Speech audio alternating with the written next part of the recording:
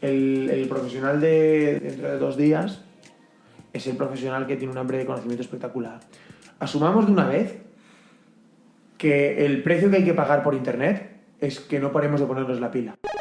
No les puedo decir cuánto disfruté la entrevista con Juan Francisco Carró. Él es cofundador y CEO de Monovo, una agencia de diseño estratégico e innovación. Y me encanta que esta entrevista tomó tintes filosóficos y sobre todo viniendo de alguien que se dedica profesionalmente a ver las cosas de forma diferente.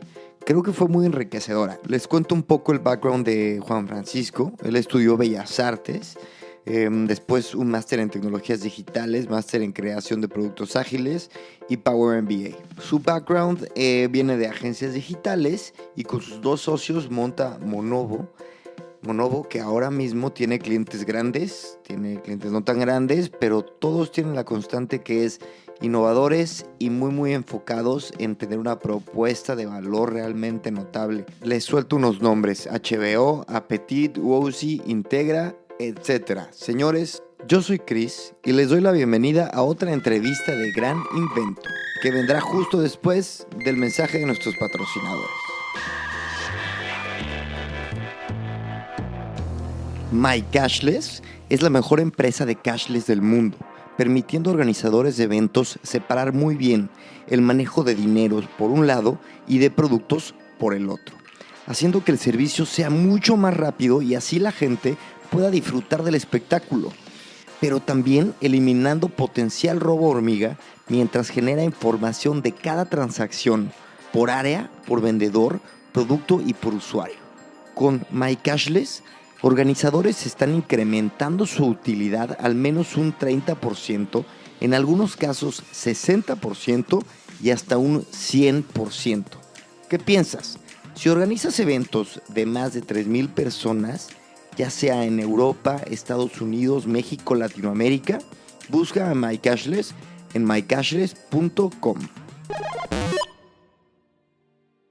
¿Cómo estás? ¿Qué tal? Muy bien. De verdad, ¿Sí? encantado de estar aquí y muy agradecido. Yo estoy muy contento de verte otra vez.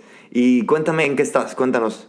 Pues ahora mismo, mira, estamos surcando nuestro 5.º año de actividad en la agencia, en Monovo.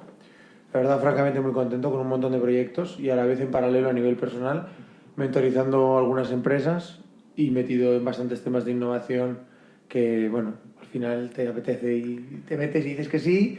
Y bueno, intentando dar apoyos a algunas asociaciones en temas de emprendimiento y a iniciativas de propios emprendedores pues que han sido alumnos míos en algún momento de mi vida o colegas, pues también, siempre intentando ayudar.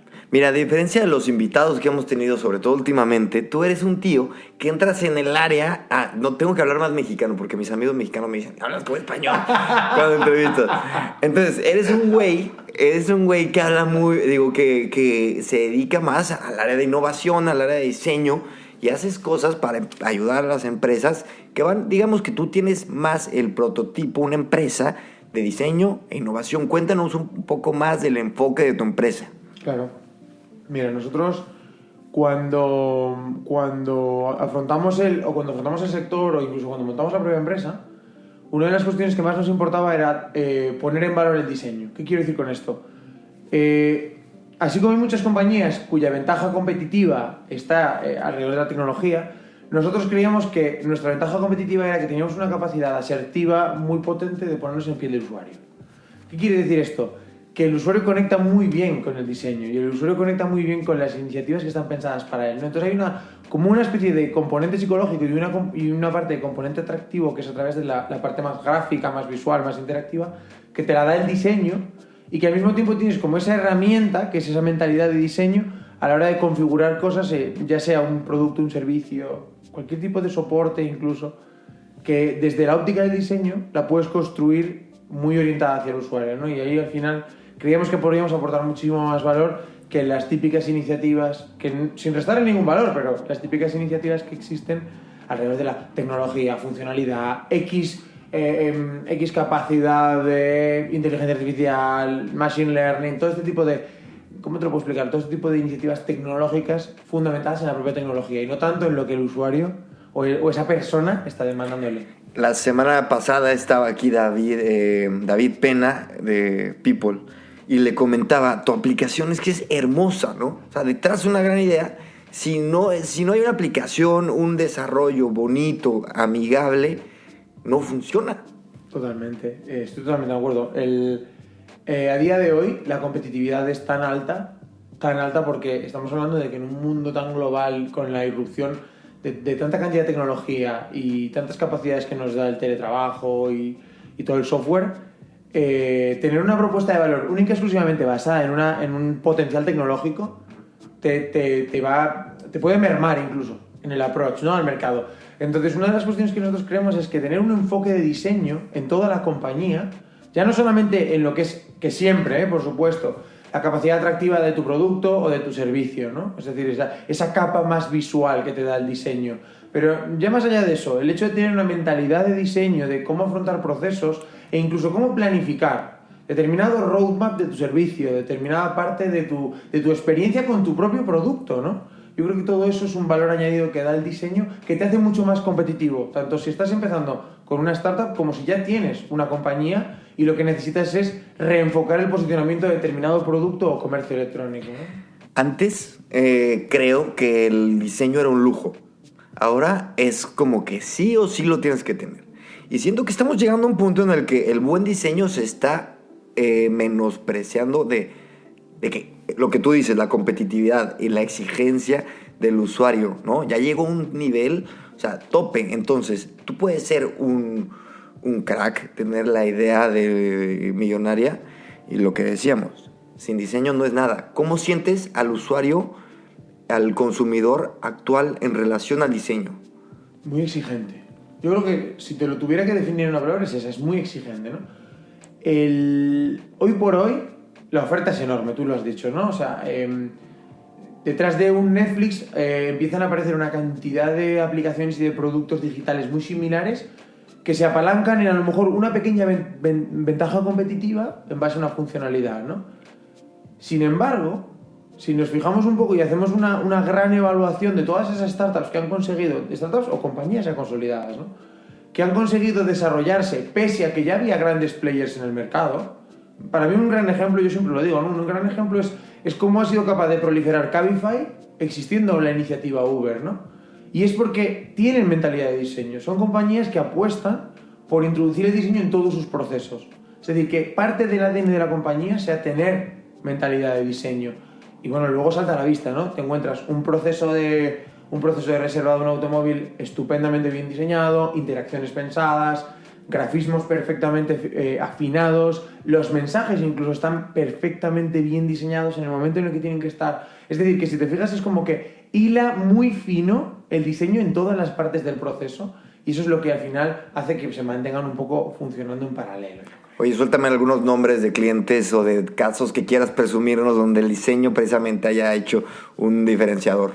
Pues mira, nosotros te diría que una de las cuestiones o uno de los grandes retos que tenemos a día de hoy con nuestros clientes en Monovo es introducir la cultura de diseño siempre teniendo en cuenta sus circunstancias. ¿Qué quiero decir?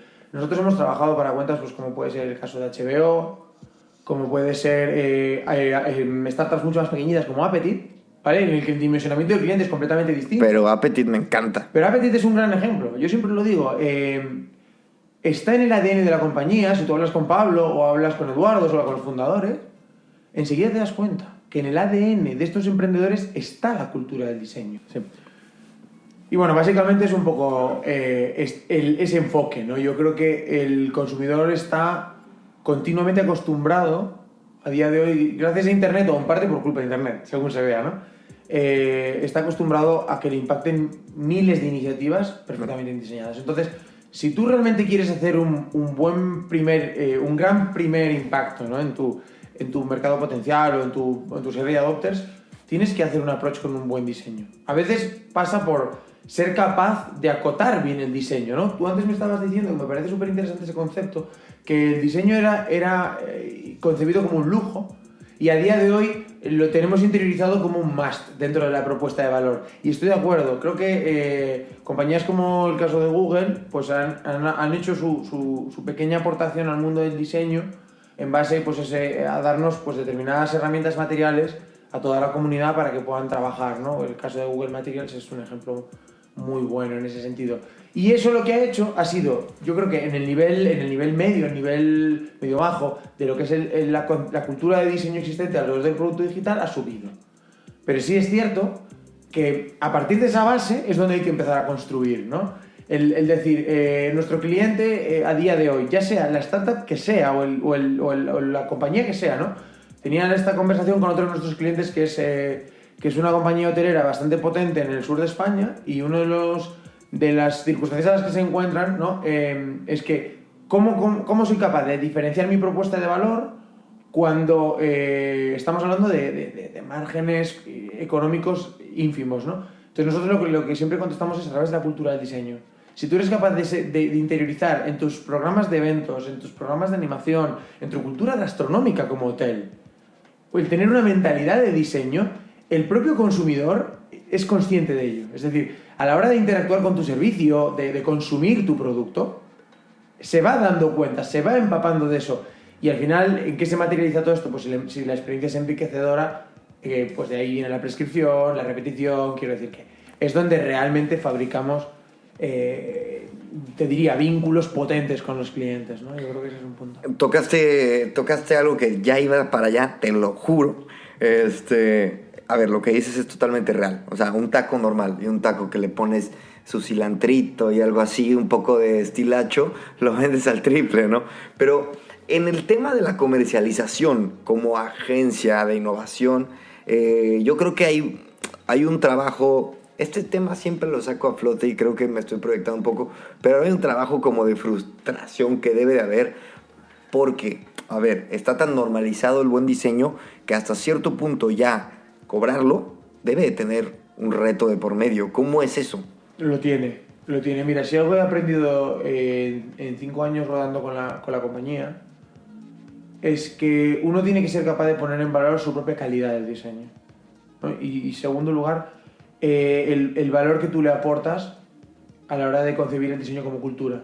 ¿Qué quiero decir? La parte táctica del diseño se ha devaluado muchísimo y estoy completamente de acuerdo contigo. Creo que a la hora de vender un servicio de diseño hay como dos grandes mercados, ¿no? Un mercado muy centrado en lo táctico, lo cual a mí me parece pues una iniciativa muy válida, pero que lo que te va a obligar es a tener una estrategia como agencia de optimización de costes al límite. Porque tú al final tienes que producir en el número de piezas, en el número de diseños, en base a que tú sabes cuál es tu coste hora, y tienes que montar un modelo de negocio muy en la línea de prestar un servicio, optimizando tu coste hora o tus costes en general a tope. Eso es un asunto que es verdaderamente complejo, porque tienes un montón de competidores y a día de hoy en un mercado tan globalizado es hiper difícil destacar, ¿no? Nosotros donde hemos considerado, donde nos hemos dado cuenta de que está nuestro lugar, es en el otro punto, que es el diseño desde el valor estratégico, no tanto desde el valor táctico, ¿no? ¿Por qué? Básicamente porque tenemos lo que es el equipo de Monovo, todo el staff está elaborado en base a esa cultura de diseño y a concebir el diseño como toda la parte estratégica y no tanto como la parte táctica, sino que la parte táctica para nosotros es como la consecución perfecta de una gran estrategia, ¿vale? Pero nosotros lo que hicimos fue dar un paso atrás y darnos cuenta de que donde estábamos aportando muchísimo más valor era en el diseño desde el lado estratégico, desde la parte cultural y desde la parte de empezar a diseñar procesos, no tanto el diseñar un fruto de ese proceso. No sé si me explico claramente. Sí, totalmente. Sí. Entonces, lo que hicimos fue, dimos varios pasos atrás, hicimos algo que creo que a la mayoría de los emprendedores les cuesta, que fue empezar a cambiar el tipo de cliente que teníamos, apostar por un cliente nuevo, porque ahora mismo me preguntabas antes, ¿dónde os encontráis, no? Pues nos encontramos en un momento muy dulce, precioso, ¿no? En el que estamos viendo cuáles de nuestros clientes quieren apostar por esa cultura de diseño y continuamos trabajando con ellos y aportándoles un valor enorme, ¿vale? Casi en un modelo de partnership, te diría, y de los de verdad. Yo me siento orgulloso de decir que nuestra empresa hace eso. Acompaña al cliente. No presta un servicio y cuando se terminó de prestar el servicio cobra la factura y se terminó. Nosotros intentamos construir esa relación a largo plazo y nos hemos dado cuenta que ahí es donde realmente nos va bien, ¿no? En agregar valor continuamente desde ese lado más estratégico. Porque efectivamente en la India te fabrican un diseño más barato. Y dentro es cuestión de años que en el este de Europa la calidad del diseño que se está fabricando en España a nivel táctico tenga el mismo valor y sea más barato. Entonces, contra esa capacidad competitiva en precio, nosotros nos dimos cuenta de que no teníamos nada que aportar. Entonces lo que hicimos fue pivotar dentro de que no dejamos de ser una empresa de servicios y hacer una labor muy consultiva, pero pivotar hacia un lado en el que utilizamos todo nuestro background y todo el aprendizaje que tenemos para que te hagas la idea. Nosotros continuamente estamos formándonos y continuamente estamos conectándonos con nuevas iniciativas, ya sea startuperas o ya sea iniciativas de intraemprendimiento de otras empresas, de donde aprendes mucho. Y con todo ese aprendizaje es donde podemos aportar mucho más valor, porque tenemos un foco inmenso y al mismo tiempo súper pequeño. Es decir, podemos juguetear en dimensionarlo porque tenemos mucha capacidad de adquirir conocimiento por muchas vías, ¿no? Entonces yo creo que ese ha sido nuestro gran giro y es donde yo me siento muy orgulloso de liderar esta compañía hacia ese punto en el que hemos apostado y los clientes que están viniendo son en esa línea, que eso es lo interesante. En el momento en el que definimos este nuevo speech, que nosotros decíamos, bueno, ahora nos toca hacer una labor de prospección y una labor, como dices tú, una comercialización ahí, intentando llegar a tope a todos, y nos dimos cuenta de que yendo con este mensaje muy honesto, muy directo, funcionaba. Y funcionaba muy bien porque el propio cliente que buscaba eso viene a nosotros. Muy interesante. Oye, aparte, yo recuerdo cuando la primera vez que visitó tu oficina, se huele diseño. O sea, llegas a una oficina en una esquina preciosa de Lavapiés, un barrio súper... Vamos, yo creo que desde ahí empieza la labor de venta, aunque es increíble que empieza ya a llegar el cliente por sí mismo, pero esa impresión que generas, ¿no? También en el tema de la vestimenta, de cómo portas el diseño, ¿no? Como embajador, al menos esa fue mi percepción y no fui el único. Me acuerdo que el CEO de Taco Away, donde trabajaba yo, dijo, mira, estos como que sí son diseñadores bien, ¿no? Hombre, a ver, es cierto que tú imagínate qué clase de personas seríamos nosotros si no tuviéramos ese ADN interiorizado, ¿no? Pero, oye, pero es cierto. Pero eso se tiene, ¿no? O sea... Yo creo que sí, yo creo que se tiene y que quizá a la hora de construir tu propuesta de valor como compañía, si de verdad lo tienes, empieza a salir a flote y luego solo es una cuestión de ir afinando, ¿no? En nuestro caso, yo me siento muy orgulloso porque es cierto que interiorizamos el diseño hasta el punto en el que, como bien dices tú, si cualquiera que venga a nuestra oficina, que por cierto todo el mundo está invitado, ve el mobiliario y cómo está todo concebido y efectivamente lo hemos diseñado nosotros, ¿no? Quiero decir que sí, estoy de acuerdo en que además también eso es parte de nuestra marca y es una cuestión importante, ¿no? Nosotros, dentro de todo este gran amalgama que es la cultura del diseño y el diseño estratégico, está el hecho de trabajar el diseño de tu marca, ¿no? Y consideramos que uno de los puntos claves es trabajar la marca Monovo desde los embajadores Monovo, que somos la gente que trabajamos dentro de esta compañía y la representamos, hasta, pues ¿por qué no? Tu customer experience de cuando vienes a conocer a Monovo, claro. Cómo es todo este proceso. Estoy de acuerdo, yo creo que sí. Oye, leí un artículo en el que te entrevistaron del País y comentas un par de empresas que a todos nos suenan, obviamente Steve Jobs y un poco de, ¿no? Vamos a analizar, que no sea de las famosas, vamos a analizar por qué es buena. Mira, te voy a poner un ejemplo.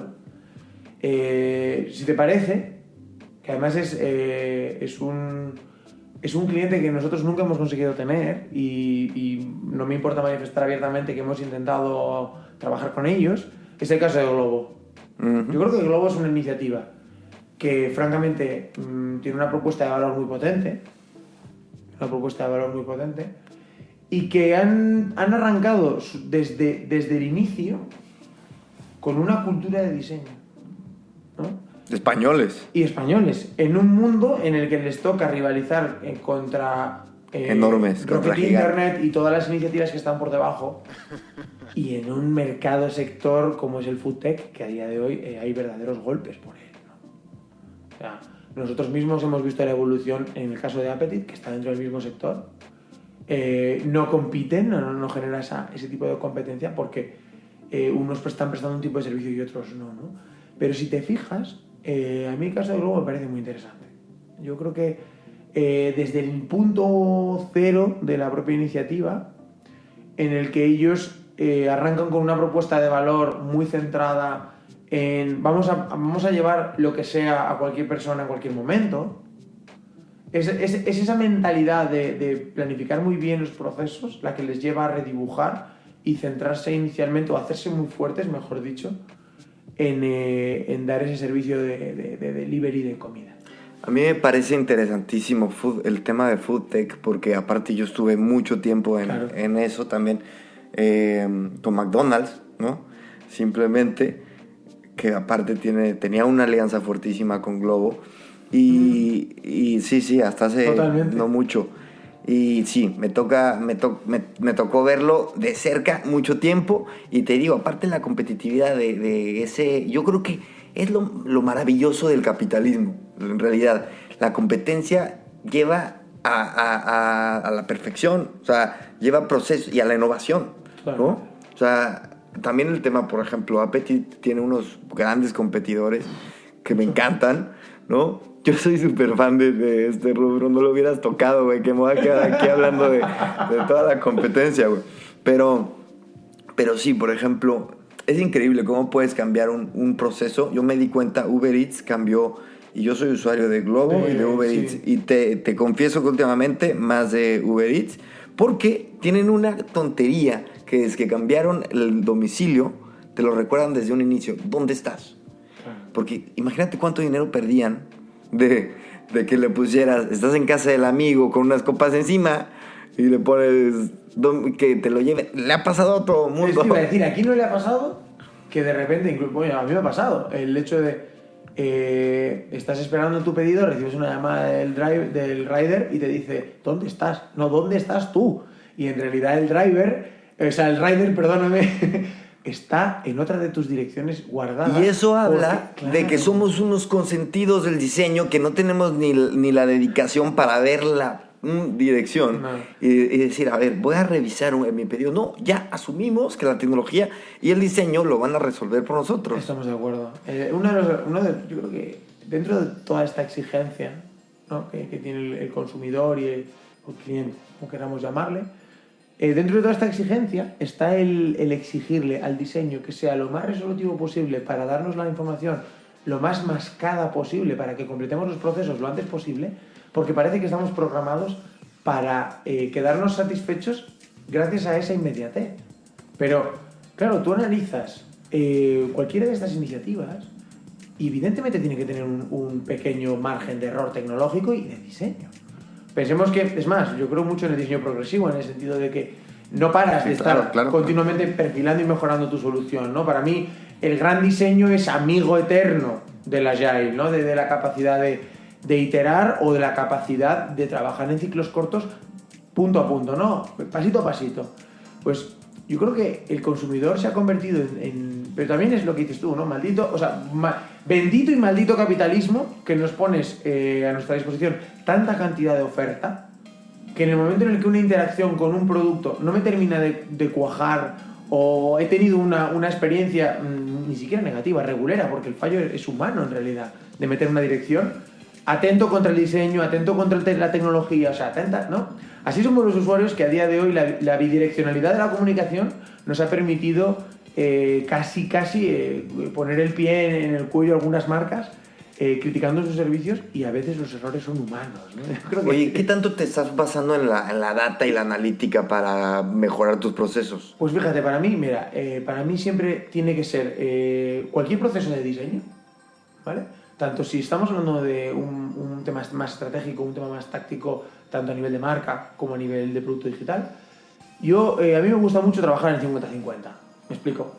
Digo a priori, independientemente del caso, ¿no? O sea, si me dijeras, en un mundo prototípico, pues 50% que me lo dé el quanti. Para mí la información cuantitativa es muy valiosa y muy potente, pero creo que el componente humano es clave. ¿Qué quiero decir con esto? Que el otro 50% me lo tiene que dar el quali. Necesito... Pero a ver, ¿a qué te refieres con quali? Porque... Vamos allá. Por un lado, nosotros tenemos siempre toda esta capacidad de obtener data en base a herramientas que nosotros instalamos al software o le instalamos a la página web, lo que sea, que nos va a dar análisis de métricas, tanto porcentajes de uso como flujos de navegación, número de usuarios, bla, bla, bla. O sea, toda información cuantitativa. Pero todo esto, que tiene un valor altísimo, no tiene tanto valor en sí mismo si no somos capaces de cruzarlo con algo que me dé la capacidad de accionar nuevo diseño o de mejorar ese diseño. Me explico. Si nosotros hacemos un análisis cualitativo y lo cruzamos con el cuantitativo, es decir, hacemos entrevistas con usuarios, medimos la percepción y las sensaciones. Recordemos que el diseño va muy ligado a las emociones. Sí, claro. ¿No? Entonces, si solamente nos apoyamos toda la propuesta de diseño en base a los números, nos estamos olvidando de toda la parte humana.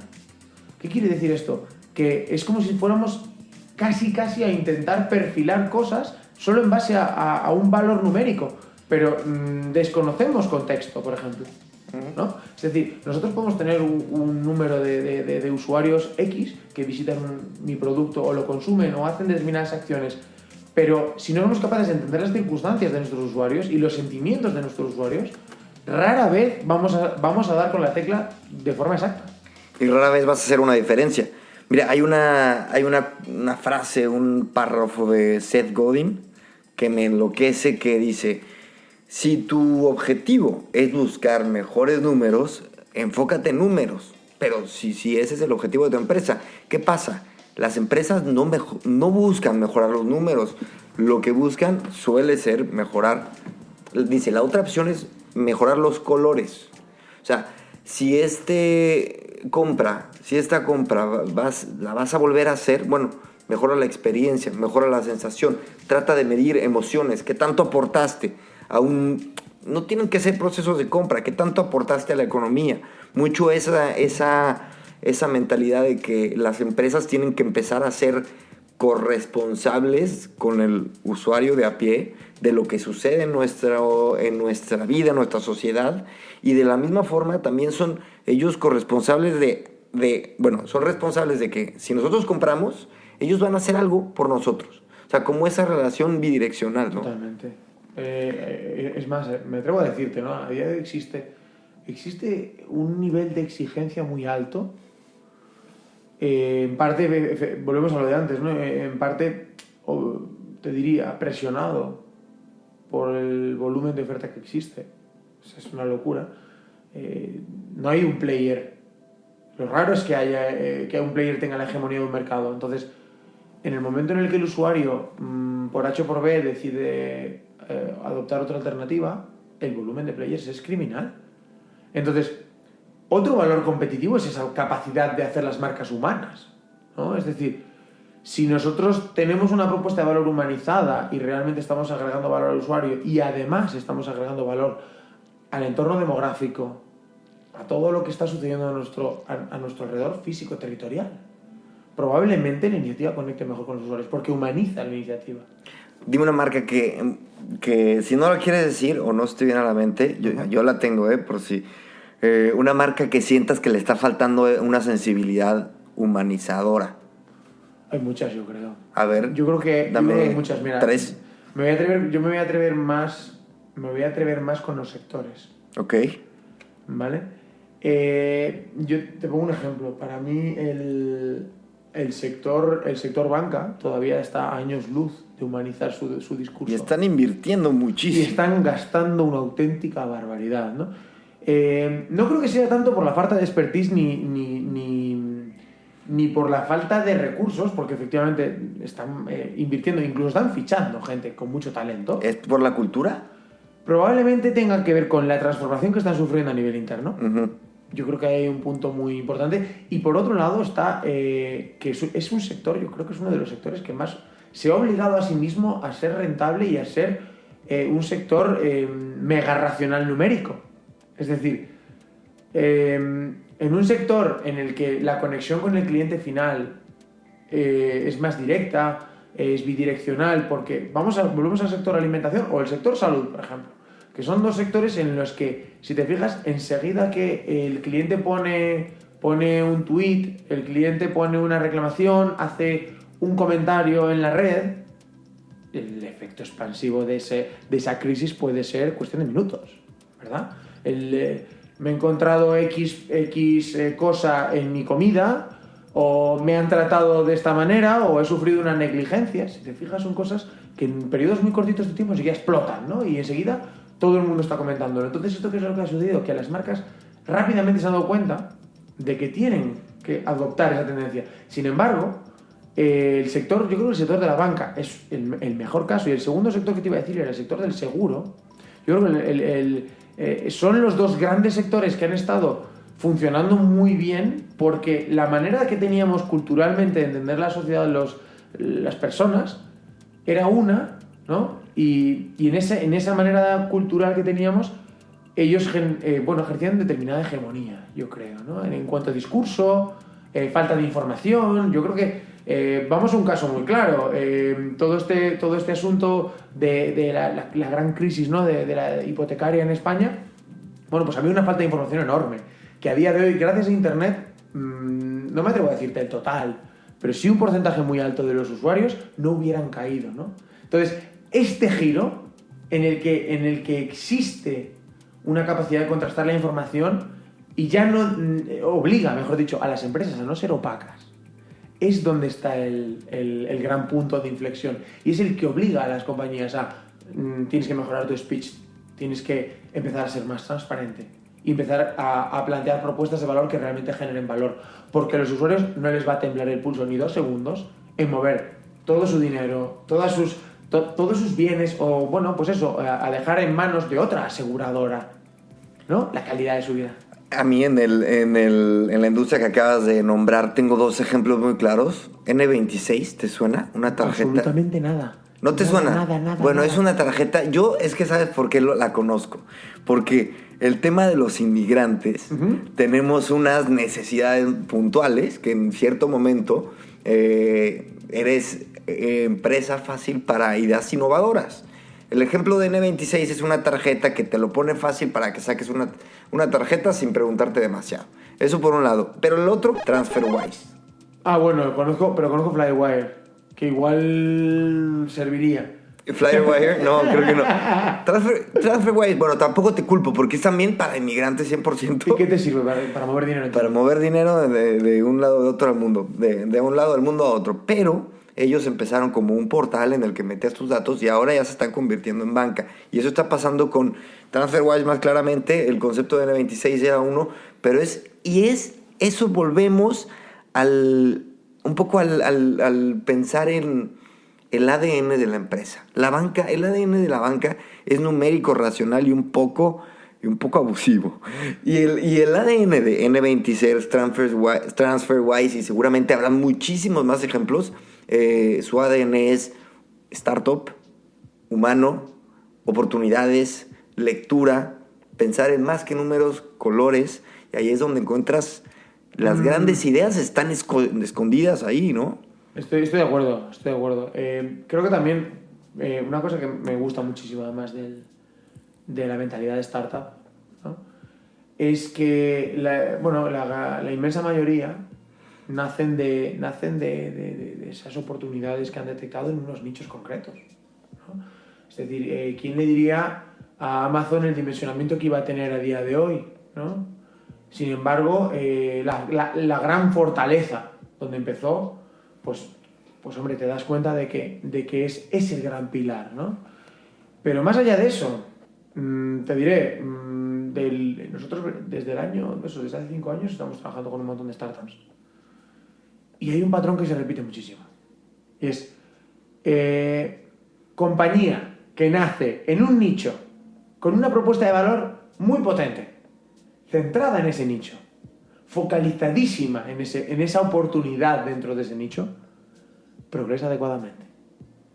Compañía que cuando cree que tiene ese nicho por vicisitudes o incluso porque el mercado es muy atractivo y muchas veces nos hace perder el foco. Yo te diré, incluso pues, más de una vez en mi propia piel, ¿no? Hemos vivido el coqueteo con otro tipo de mercado y te das cuenta.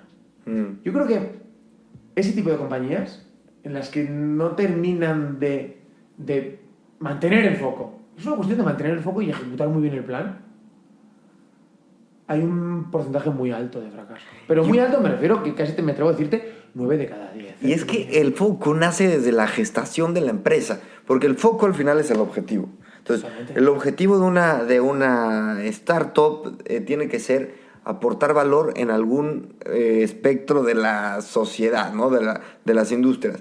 ¿Qué pasa? Muchas startups dicen, es que nosotros lo que queremos, nuestro objetivo es tener una aplicación que tal. No, espérate, no. Tu objetivo no es tener una aplicación. Tu objetivo es lo que tenga que ser.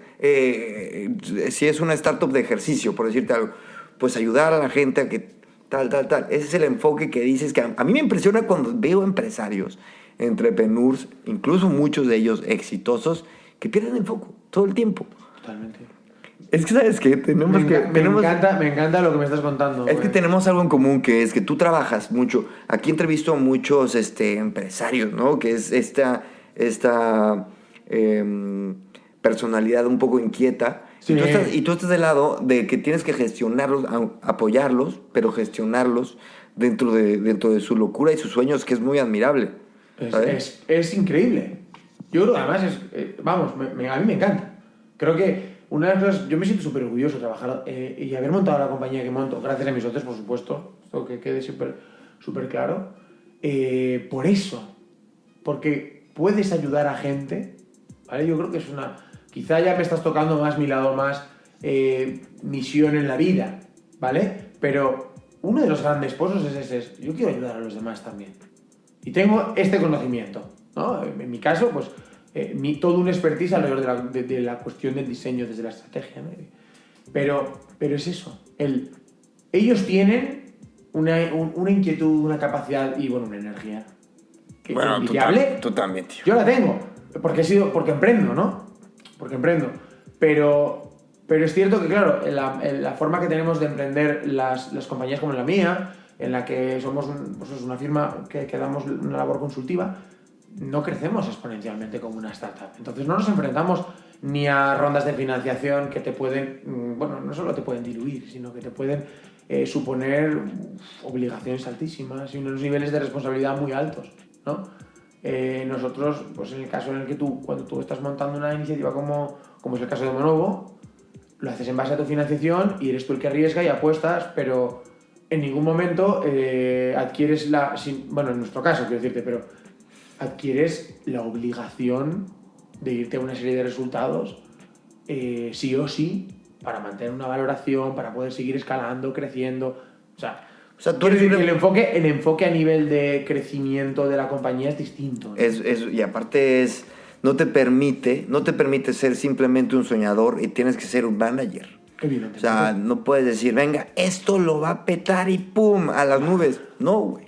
Tienes que gestionar clientes, un equipo. Dime una cosa. Entonces, en resumen, eres un loco emprendedor que gestiona clientes locos. Sí, creo que la definición es cojonuda, estoy de acuerdo, sí. Y mira, ahora que lo decías, te lo quería contar, porque yo creo que es un caso muy enriquecedor. Fíjate, nos ha pasado muchas veces trabajar con lo que, bueno, esto lo llama mucha gente así, pero voy a atreverme a acuñar el término, clientes productocéntricos, ¿no? Ok. O sea, nos ha llegado, recientemente además nos llegó una iniciativa, nos han llegado varias, pero hay una concretamente que es la que tengo en mente, a los cuales estamos luchando contra viento y marea para que les vaya bien, real. No te puedo decir nada porque están metidos ahora mismo en un proceso muy gordo de financiación, pero espero pronto poder aplaudir este caso de éxito. Y te cuento, ellos cuando llegan llevaban nada más y nada menos que, yo me atrevo a decirte, unos 80.000 euros invertidos en el producto. Y la problemática no era de su capacidad de imaginar la funcionalidad del producto. Era precisamente que se habían obsesionado tanto con el producto que no habían pensado en ningún momento en el delivery del producto. En el valor. Entonces, claro, tenían una iniciativa en la que habían invertido un volumen de dinero altísimo, pero no estaba acabada porque cada vez que abrían un cajón lo dejaban a medio abrir y no entregaban nada al usuario. Y abrían otro, y abrían otro. Y abrieron tantos que de repente llegaron a un punto que yo creo que es algo que podemos aportar las compañías que no somos tan startuperas, que no tenemos que escalar y ser tan petardazo, ¿no? Y es, vale, párate un momento y haz esta reflexión. Quizás no sea el momento en el que tu startup tenga que seguir desinvirtiendo de forma continua. Y a lo mejor el foco está en que sea rentable. ¿no? O sea, que por un momento seas rentable porque has abierto tanta cantidad de cajones que quizá la mecha se te está quedando muy corta y de aquí a un tiempo vas a tener que empezar a despedir gente, vas a tener que empezar a cerrar o a plegar velas, ¿no? Como decimos nosotros. Entonces, esa mentalidad mola, porque tú te puedes sentar con un emprendedor y decirle, es que yo estoy orientado a rentabilidad, mi compañía, entonces te puedo ayudar en este sentido y lo voy a hacer además encantado, ¿no? Entonces, en este caso lo que hicimos fue, vale, de todo este plan que tenéis, que es maravilloso, por cierto, porque además es que es un proyecto muy interesante, es una aplicación con un tema de inteligencia artificial muy potente por detrás. De todo este gran plan, hagamos una cosa, acotemos todo este gran plan a qué es lo que más valor le puede aportar al usuario. Esa pregunta que parece tan tonta es donde vamos a focalizar el diseño. Y a partir de ahí hacemos un entregable potente y empecemos a palparlo con la gente. Llevémosle a nuestro grupo de usuarios esto. Y midamos el valor en base a esto. Porque a lo mejor con esto, solamente con esta pequeña porción, ya empezamos a generar ingresos. Y ya tienes un retorno que te permite refinar. Les planteaste un nuevo mínimo producto Exacto, mínimo viable. Exacto, nos fuimos a decir, de todo este maximum viable product gigante que habéis montado, vámonos al más pequeñito. Y de este pequeñito, hagamos una propuesta de valor muy potente. Construyamos un valor muy potente en base a diseño, en base a discurso, porque ya tenemos algo, ¿no? Y reorientamos toda esa estrategia y me atrevo a decirte que les ahorramos fácil otros 30 o 40.000 euros. O sea, que creo que a veces la mentalidad de decir, vale, yo soy una empresa orientada a servicio y no tanto un producto, como dices tú, un one-off, lo vendo y chao, puede aportarte eso. Decir, oye, mira, pon los pies en tierra, ingresa dinero y ahora que tienes algo, puedes empezar a caminar otra vez. ¿Sabes qué me está encantando de lo que dices? Que me queda clarísimo que hay un libro que no me canso de recomendar que se llama The E-Myth, el mito E, que habla, lo has leído, qué bueno, carajo. Bueno, este libro habla de los 3 perfiles, ¿no? Entrepreneur, manager y technician. Aquí me queda claro que tú, yo creo que estás entre manager y entrepreneur, y yo creo que soy 100% manager. y luego están los technicians. ¿Y por qué quiero ir ahí? Porque vivimos en una era en la que el technician, en el mundo tecnológico, es muy bien pagado, ¿vale? Y estamos en un punto en el que yo me pongo a pensar, ¿qué tanto? A ver, el mundo funciona de oferta y de demanda, pero este mundo va a cambiar. Y creo yo que perfiles con las capacidades más creativas de detección, ¿no?, de oportunidades, que, vamos a ver, como tú y yo, y los entrepreneurs van a tener van a empezar a crecer y a crecer. O sea, no, el programador va a convertirse cada día más en alguien más, ¿no? Va a haber mucho más programador y esta capacidad de detectar oportunidades va a ser muy valorada. Y yo creo que ahí, tal vez, podemos inventar una empresa que sí sea escalable y nos hagamos trillonarios. Fíjate, me encanta tu reflexión. Me parece, vamos, me flipa. Yo creo que ahora estamos en un momento...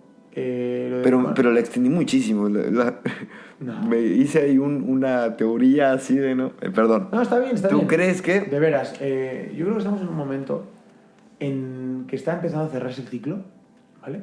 Y ya lo decía, a ver, voy a robarle a Carlos Blanco palabras, porque creo que él es una fuente de sabiduría en ese sentido, y él siempre dice, ¿no?, que el mercado demanda y la gente va a oferta, ¿no? Es decir, el mercado hace unos años demandaba unos profesionales del marketing digital que no existían, y de repente, ¡boom!, ¿no? Y ya sobran. El mercado colapsado de profesionales de marketing digital, ¿no? Y de repente el mercado se dio cuenta de que tenía demasiados profesionales del marketing digital, pero no tenía quien fabricara esos productos digitales para esos profesionales del marketing digital. Y entonces el mercado empezó a demandar desarrollo, ¿no? Yo siempre hago una analogía. Yo creo que el perfil técnico es crítico, es imprescindible en cualquier proyecto. Me encanta trabajar con técnicos, o sea, te lo digo en serio, me flipa, porque creo que te aportan un pensamiento espectacular, así como tú les puedes aportar a ellos desde una óptica, como bien dices, de gestión o de una óptica más creativa, ¿no? Entonces yo creo que estamos en un momento que se está cerrando ese ciclo en el que vamos a llegar a una saturación de perfiles de IT. Yo estoy bastante convencido, pero todavía queda tiempo y va a haber recorrido. Porque... ¿Cuántos años le das? Buena pregunta. Mira, la última vez que me preguntaron esto, me atreví a decir 3 años y me equivoqué, ¿no? Sí, no, les digo que... Yo creo que estamos hablando pues, de un ciclo que estará para cerrarse a 5 años. Yo creo que 5 o 10. Aproximadamente. ¿Y sabes de qué va a depender también? De la demanda que nos están haciendo otros países a España. En España estamos en un momento muy dulce porque se está formando bien a los profesionales de IT, ¿vale? El sector IT ha hecho una cosa que, así como, fíjate, lo voy a aplaudir y voy a darle una colleja a mi sector, ¿no?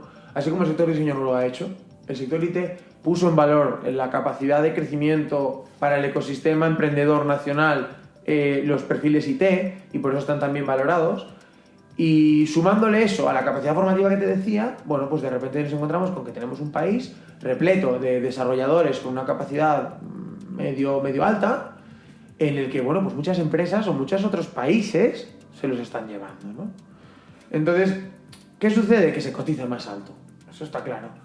Ahora bien, vámonos a esos 5 o 10 años vista. Yo creo que efectivamente no la vamos a pagar, la sobresaturación de perfiles, porque los perfiles IT son lo suficientemente capaces e inteligentes de pivotar, ¿vale? Y van al siguiente punto, que es lo que te quiero contar, que yo creo que es hacia donde podríamos ir. Pero el perfil IT se va a ver en un momento, yo siempre lo digo, vamos a haber automatizado tantas cosas que no va a hacer falta gente que las vuelva a desarrollar para que se automaticen. Uh-huh. Entonces vamos a vivir una criba del sector en el que los profesionales más válidos, que me enorgullece decir que en España tenemos muchos, se van a quedar liderando esas compañías desde un rol muy, muy gestor, y ahí es donde voy a empezar a enlazarme con el siguiente punto.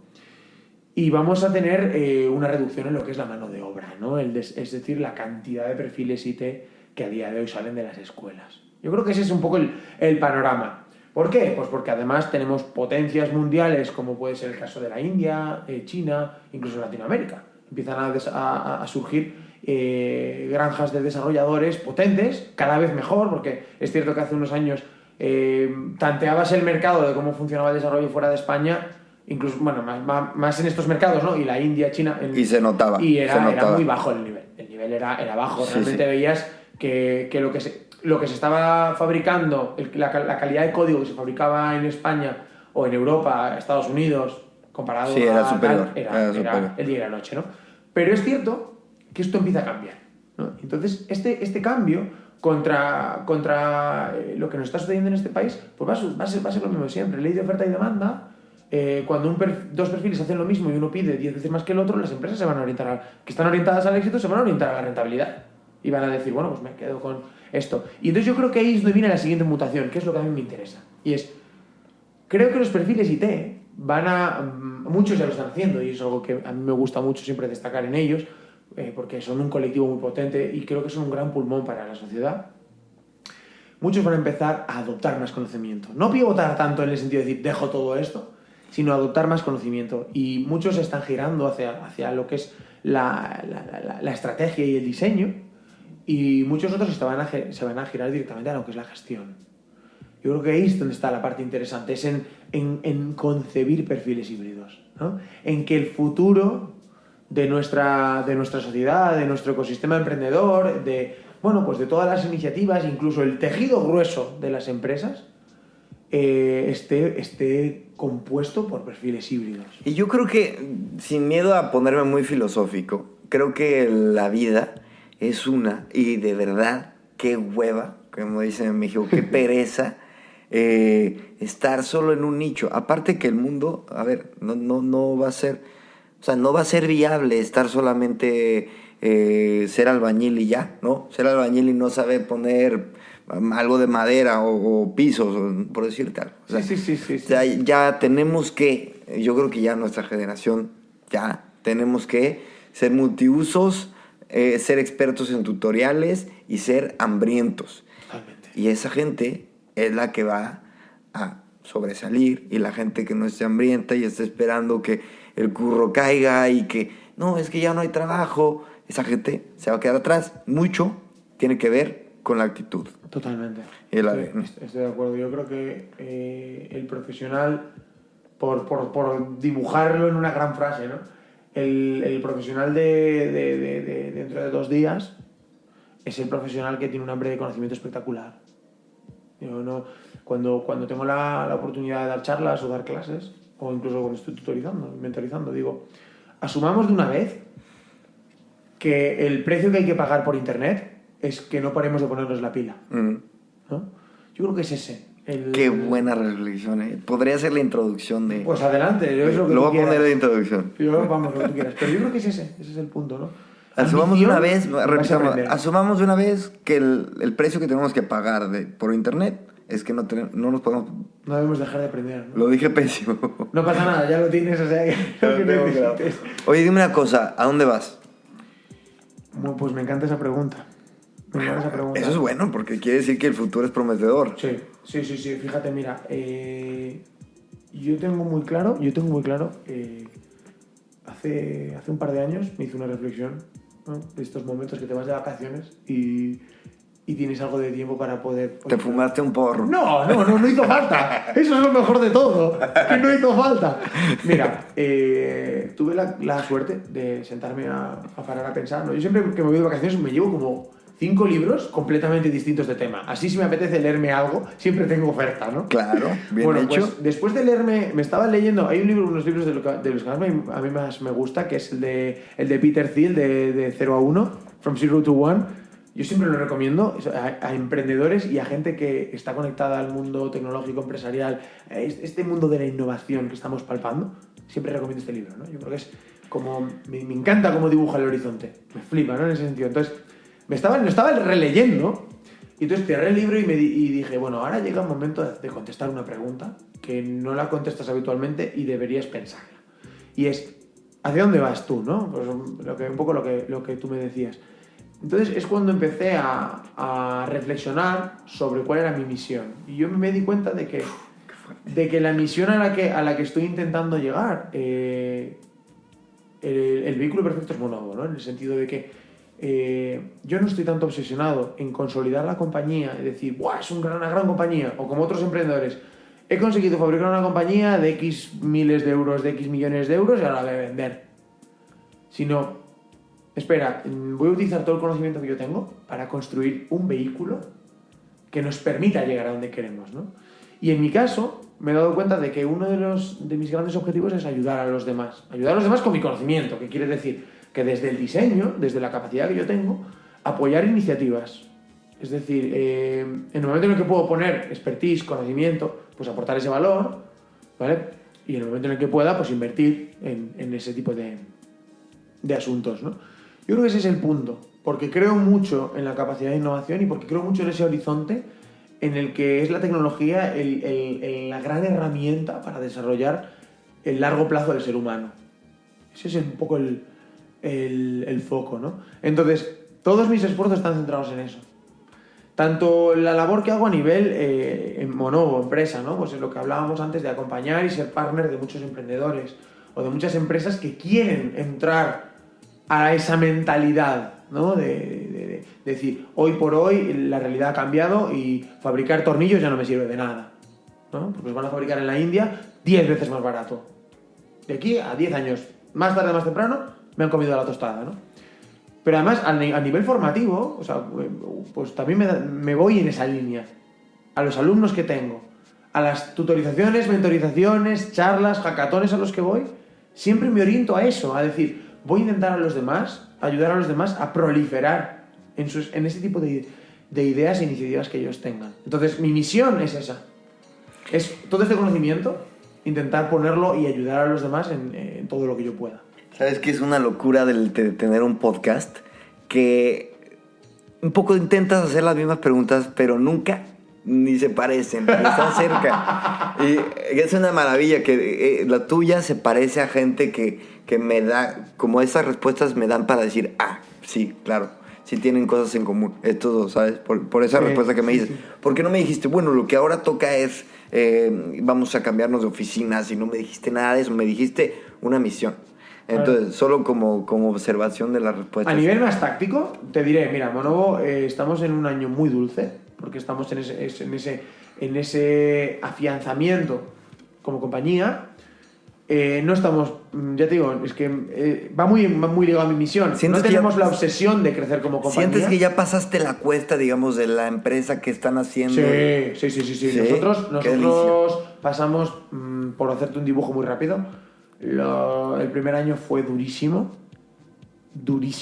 real. ¿A quién se le ocurre montar una empresa en plena crisis? Bueno, a nosotros. Sí, ¿Fue así? Y de diseño. Fue así y... Innovación. Y bueno, creo que también nos dio un aprendizaje espectacular en ese punto, ¿no? A partir de esos primeros años de sufrir más, pues ya te focalizas en otro tipo de cosas. Pero fíjate que los últimos 2 años, y además hablo por mí y hablo por mis socios, que estamos súper alineados en esto, nuestro foco no está en eso. Nos hemos dado cuenta que lo que hay que hacer es hacer un gran trabajo y agregar valor a los demás. A partir de eso, la empresa crece. A partir de eso, te vienen clientes nuevos. Pero no es, o sea, el foco que teníamos antes o que pudimos llegar a tener y que tiene mucho seguramente gente que nos está escuchando y no por ello es peor o es mejor, es distinto, lo hemos abandonado, que es nosotros ya no tenemos que estar orientados a facturar en el número de euros al año o ya no. Se trata de vamos a hacer un gran trabajo. Vamos a hacer un gran trabajo. Porque en ese gran trabajo está que te prescriba otro cliente. En ese gran trabajo está en que te llamen otros clientes porque has hecho eso. ¿Tú sabes la cantidad de gente que nos ha llamado para hacer curros como el que hicimos para Appetit? Pues te sorprendería, ¿no? Dices, pero todo el mundo sabe que Monovo está con Appetit. Y aún así nos llaman. Esto es un poco el punto, ¿no? Y eso es en base al gran trabajo. Nosotros creemos en eso. ¿Por qué? Porque además nos hemos dado cuenta de que nosotros entramos a trabajar en un mercado en el que ya están grandes compañías con un músculo financiero 1000 veces superior al nuestro, ¿no? Entonces, ¿por qué voy a ir a darme bofetadas con la gente? Cuando puedo crecer en base a hacer gran trabajo, ¿no? Es un poco, pues giramos ese speech y estamos orgullosos de ello. Es como un poco la gran ventaja de ser un underdog.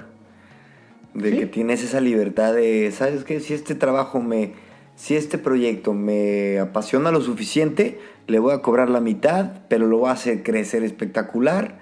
Es también el fabricar relaciones a largo plazo.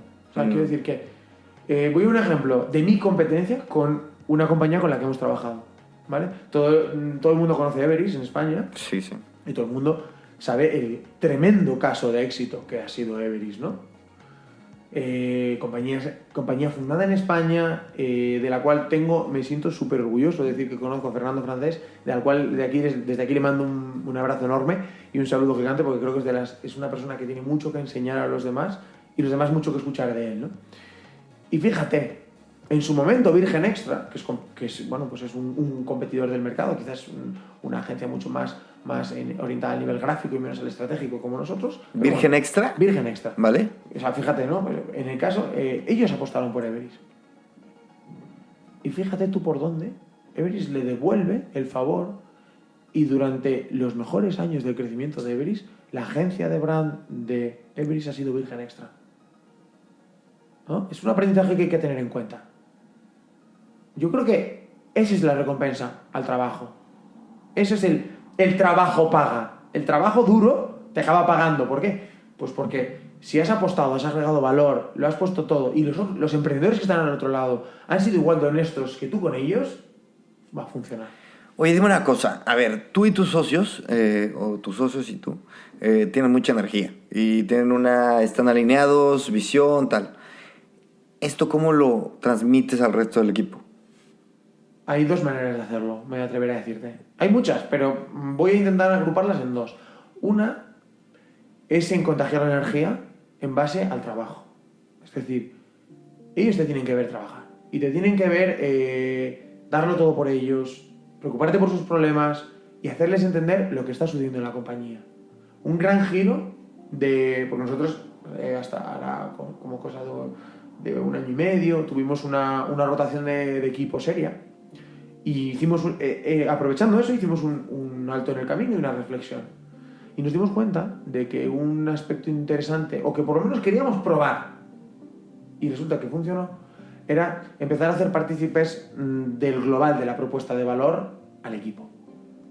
Y de repente nos dimos cuenta de que el equipo no solo le flipaba la iniciativa, ya no era entrevistas a alguien y le dices, pero el proyecto te gusta. O sea, no intentes conseguir el trabajo, sino cuéntame si el proyecto... Sino que la gente empezaba a implicarse hasta tal punto que tenemos empleados que nos traen proyectos y clientes nuevos. Y sale de ellos, no... Nosotros no... En ningún momento les hemos puesto la obligación de hacerlo, por ejemplo, ¿no?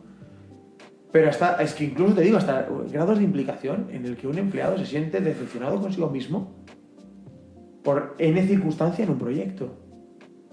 O sea, de la desidia de estos tíos se están haciendo ricos a mi costa, que es lo que nosotros nunca hemos querido promover, porque no es la compañía que hemos querido crear, y no es así, a todo lo contrario, la he cagado con el cliente, ha sido asunto mío, ¿qué puedo hacer para arreglarlo ya? O sea, y esa es la mentalidad que yo quiero en mi equipo. Entonces les contagiamos eso, intentamos, ¿no?, ser transparentes para que ellos también sean transparentes con nosotros. Eso es el primer gran punto, contagiar la energía. Y el segundo gran punto está mucho más orientado a la humanización de lo que es el speech de tu compañía. Y es en base a la misión. Es decir, nosotros estamos creando una compañía que es un vehículo para poder tener la vida y disfrutar de ella.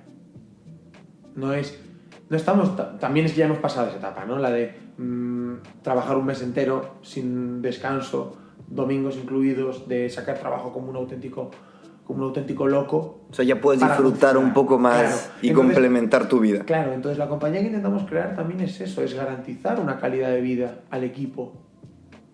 Y que ellos sean partícipes de que si están currando y aportando dentro de su parcelita de trabajo, aportan valor a la compañía y la compañía se lo va a devolver.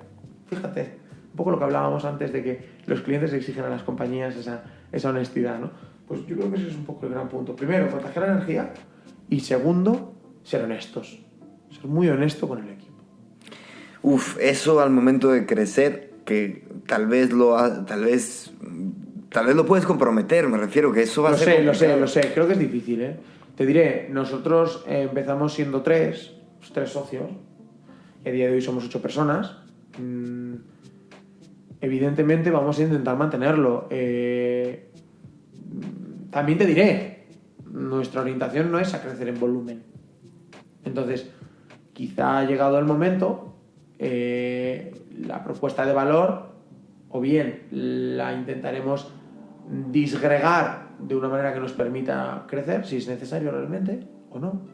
O soltar lastre, es decir, bueno, pues a partir de ahora tendremos que trabajar solamente en esta línea y no podremos dar más servicio. Con toda la gratitud que le tengo a mis anteriores invitados, te digo que es rejuvenecedor no hablar de escalabilidad. Te juro. No, hombre, yo creo que es fresco, es algo fresco. Te quiero preguntar una cosa. Claro. Algo que, y esta es nuestra pregunta de despedida, son 2 en realidad. Algo que te destruye y un vicio, algo malo que tienes, y algo bueno, no sé, algo saludable que intentas hacer, pero dime una de cada uno. ¿Algo que me destruye en el sentido laboral o en qué sentido? No, personal. O sea, no sé, ¿fumas? ¿Bebes demasiado? No. ¿Te desvelas mucho? Sí, eso sí. ¿Te angustias? No, me angustia dependiendo del momento del año. O sea, quiero decir, a ver, trato de llevar una vida lo más sana posible. Es cierto que soy un auténtico loco del ejercicio físico, me encanta. Me ayuda mucho a canalizar también el estrés quizá, y sobre todo a poner las cosas en su lugar. O sea, que el ejercicio también te destruye. Entonces puede ser que me haga bien y me destruya al mismo tiempo, te diré. Hay veces que sí, que no me riega ahí porque no llega al aire, ¿no? Sí. Por las palizas que me doy. Pero yo te diría, mira, a mí el deporte es la gran pasión que me ayuda además, porque hay veces que no solamente tienes que focalizarte en el trabajo con el grupo, que es tu compañía o tu equipo, sino que muchas otras veces pues tienes que focalizarte en ti mismo. Es decir, vale, a veces... voy a robar una frase de mi socio Alex, que me encanta, que es: para que todo funcione bien, primero tengo que funcionar yo bien, ¿no? Esa es de él y que lo sepa, que no me la voy a apropiar. Y creo que es ahí, ¿no? Entonces, a mí el deporte, por ejemplo, me ayuda mucho a esa construcción. Vale, estás agotado mentalmente, vale, agótate físicamente, equilibra toda la balanza, ¿no? Un poco juega con ese mens sana in corpore sano que te va a ayudar. Y realmente es que es así. Y muchas otras veces te ayuda a lo que es el reto contra ti mismo, ¿no? Es decir, bueno, tengo que ser capaz de demostrar a mí mismo que puedo hacer esto. Que es un poco la mentalidad. ¿Estás hablando del ejercicio? Haciendo ejercicio. Vale. Haciendo ejercicio. El mal, pues mira, a mí hay varias cosas que me molestan. ¿No? Bueno, una de ellas es la mediocridad. Es algo que me puede. Quizás porque me considero una persona muy, muy perfeccionista o muy ambiciosa en base a hacer las cosas bien, con cariño y con calidad. Y la mediocridad es algo que me mata. Me ha pasado laboralmente, socialmente, decir, bueno, encontrarme gente que le da absolutamente igual todo, o capacidad, bueno, empresas que le da igual todo, que todo da igual todo y no da igual todo. Todo tiene un sentido, ¿no? Y otra cosa es que tú no se lo encuentres, no se lo veas, o no quieras verlo, pero a mí me mata, me merma de una manera espectacular. O sea, yo contra eso me cuesta muchísimo, ¿no? Y me genera una tensión, una electricidad que quiero imprimirle a las cosas y no puedo, ¿no? Y que tienes que aprender, me imagino, a llevar mejor, porque si lo estás mencionando como algo que te hace daño, me imagino que por ahí tienes que... Sí, es la pasividad, ¿no? Yo creo que una cuestión que la aprendí del deporte, ¿no? Me la contó un amigo hace muchos años cuando yo empezaba a jugar a rugby. Una frase no la voy a olvidar nunca, me dijo, nunca pretendas que los demás hagan lo mismo que haces tú. Él se refería a jugando, ¿no? Y un deporte de 15 monstruos contra 15 monstruos sacándose los ojos, ¿no? Y claro, tú te fijas tus estándares y tus niveles de autoexigencia. Y una cosa que aprendí, ¿no? Con el paso del tiempo fue que no debes tener esa vara de medir para los demás. Pero claro, cuando laboralmente nos vamos a ese plano, es muy difícil de llevar porque a ti te exigen un nivel de calidad, de servicio altísimo. Y muchas otras veces te encuentras con las circunstancias en las que con quien trabaja, quien tú quieres, no tiene eso. Y entonces eso es frustrante. Porque dices, pero ante esta pasividad, ¿cómo puedo, no? Quieres gritar y un poco llevártelo a tirarte los pelos y luchar y no puedes. ¿Sabes qué y pasa? No puedes, ¿no? Es ese punto. Yo he aprendido y que no hay de otra. O sea, no podemos ya ser mediocres. O sea, no podemos darnos ese lujo, creo yo. O sea, claro que no. Y tampoco podemos darnos el lujo de rodearnos de gente mediocre, porque te vas a quedar atrás, brother. Entonces, sí, igual tendrás que aprender a canalizarlo, pero yo cada vez estoy más convencido que no puedo rascarme un ratito. No puedo. Porque de verdad que no es rentable. No es viable. Igual yo también soy un poco neurótico en ese tema y no soy de los que no puede tal vez tirarse a ver la tele un rato, ¿no? Uh-huh. Solo puedo hacerlo con mi estructura, mis horas de fines de semana, cuando ya no. Tanto que mi hobby es un podcast de tecnología. Es súper sano. O sea, es súper sano hacer cosas. Yo creo, vamos.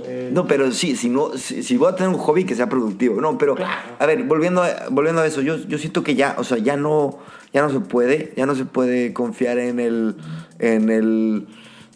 digamos que en una estructura gubernamental que te proteja al trabajador. Pensando meramente en lo económico, en lo productivo, no es rentable. Claro que no. Claro que no, estoy totalmente de acuerdo. Por eso voy a ir a una evidencia, pero analizamos las potencias mundiales a nivel, vámonos a ecosistemas emprendedores mundiales. ¿Quiénes lo lideran? Aquellos donde el 90%, 80% o 70%, vamos a una cifra mucho más conservadora, el 70% de universitarios salen de su carrera deseando montar una iniciativa, del tipo que sea, ya sea una iniciativa social, una iniciativa más orientada pues, a montar una empresa, un tipo de servicio.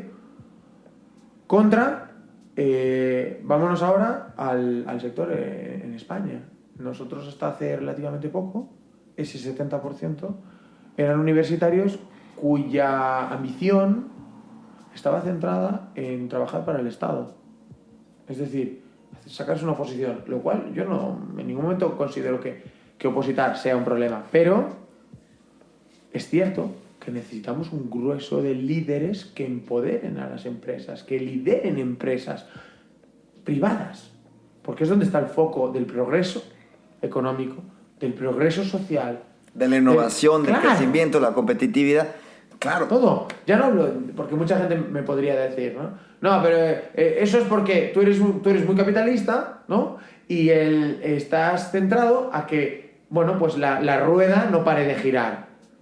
Pero yo voy más allá. El gen emprendedor es querer hacer iniciativas, querer salir de tu casa y cambiar la dinámica de tu vida con lo que sea. Montar un podcast es una iniciativa emprendedora. Participar en un voluntariado es una iniciativa emprendedora. Ya no te digo montar el tuyo propio. Contra eso, nos hemos encontrado en un momento en el que el país lo que hacía era fabricar gente orientada a opositar y mantener un puesto de trabajo vitalicio. Es decir, instaurar un volumen altísimo de gente en una zona de confort eterna. Y ¿sabes qué es lo peor? Que llegas a oficinas de gobierno y les ves de las oficinas estas de... ¿Cómo se llaman? ¿De gobierno? Sí, bueno, administraciones... Estos. Tú te refieres a... Sí, ¿no? A los que opositan y tienen un trabajo del Estado y les ves los ojos y se ve una profunda tristeza y desesperación que no me quiero ir más allá, pero te lo juro, yo que tengo que ir a temas de extranjería y tal, hablo con ellos y de verdad digo, es que pobrecito. O sea, tú me puedes joder a mí con mi papel, ¿vale? Con el trámite que necesito hacer, pero tú, brother, ojalá, obviamente hay casos, hay claro, gente muy hay de feliz, todo, por supuesto. habrá de todo, pero emprender te trae una digamos que una vida peculiar, particular, creo que le aporta muchísimo a tu vida, y pues tú eres un caso de que lo has abordado diferente, de forma, pues digamos que fresca en este mundo en el que todo, insisto, todo es escalar. Juan Francisco, muchas gracias. De verdad, lo disfruté un montón. No te juzgues demasiado. Disfrútala y cuando la escuches, sí, estuvo de puta madre. Estuvo muy espontánea la entrevista. Y bueno. Bueno, muchísimas gracias a ti. Te deseo lo mejor. ¿Dónde te puede la gente seguir? ¿Dónde te puedes? Sí. Si llegaron a este punto, te van a seguir, güey. Si son capaces de llegar hasta el minuto N. 71. Fenómeno. Bueno, muchas gracias a ti, lo primero de todo. Enhorabuena por el podcast. Yo de verdad digo que me parece fresquísimo, interesantísimo. Creo que es además muy importante que existan este tipo de iniciativas en lengua castellana alrededor de este tema, porque hay mucho que hablar, mucha tela que cortar y que hilar, y hay muchísima gente que tiene que tener voz, ¿no? En este tipo de cosas. Entonces yo, bueno, pues primero darte la enhorabuena por eso. Luego, pues evidentemente, si cualquier persona que quiera saber de mí, pues evidentemente a través de Monovo, pues We Are Monovo o monovo.es, que prontito lanzaremos la nueva web. Y a nivel personal, pues estoy súper accesible en LinkedIn para cualquier cosa. Es más, me enorgullece decir que contesto todos mis mensajes, absolutamente todos. Muy bien, muy bien. Señor, muchas gracias. Muchísimas gracias. Venga, chao.